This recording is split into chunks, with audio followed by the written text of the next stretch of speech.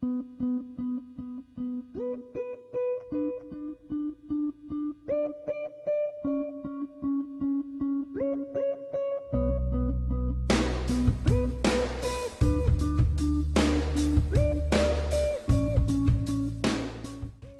Labalus a toujours aimé les histoires, surtout les contes de fées.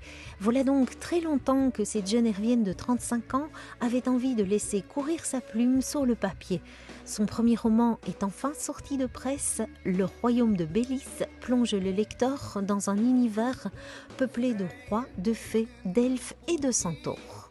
C'est l'histoire d'un roi qui habite dans le nord du royaume. Et ce roi menace tout le royaume de détruire tout le royaume. Alors tous les rois du sud, les soldats, les chevaliers vont s'allier pour combattre ce mal qui se propage sur tout le royaume. Mais c'est aussi l'histoire d'Edna, donc une jeune femme qui, malgré elle, va se retrouver dans la forêt. Et là, dans cette forêt, elle va découvrir son destin. Si elle écrit pour s'évader d'un quotidien un peu morose, Séverine Labalus avait aussi envie de partager cet univers sorti de son imagination. Mais c'est en vain qu'elle a frappé aux portes des maisons d'édition. Il était trop gros pour certains, ils voulaient que je le coupe en deux, et pour moi, ce n'était pas possible de le couper en deux.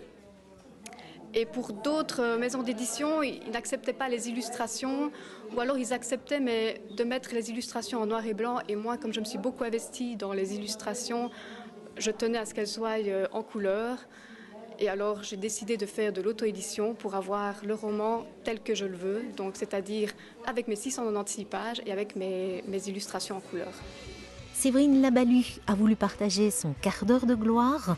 À ses côtés, Ant Madet, qu'elle a rencontré à l'Académie des Beaux-Arts de Verviers, met en scène des peintures à mi-chemin entre science-fiction et fantastique.